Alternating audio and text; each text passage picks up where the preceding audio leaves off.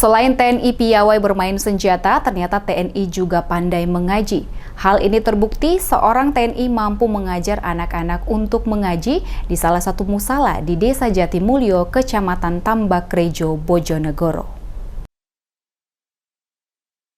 Selain melakukan pembangunan di bidang fisik, TNI juga membangun di bidang non-fisik, yakni mencetak generasi yang memahami tentang bacaan Quran, mulai dari cara melafalkan huruf hijaiyah hingga mengenalkan bacaan tajwid terhadap anak-anak. Lantaran bukan kebiasaan yang biasa dilakukan, salah satu TNI Kodim 0813 Bojonegoro, Kopda Edi Rusmanto mengaku sempat grogi. Namun setelah berjalan beberapa saat, ia tampak enjoy dalam memberikan pengarahan terhadap anak-anak.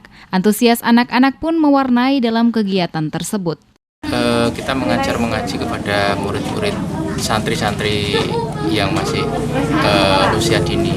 Pengalamannya kita sangat sebenarnya sebelumnya kita tidak pernah ngajar, jadi kita agak grogi. Antusiasnya sangat bagus, dia mempunyai keinginan untuk belajar.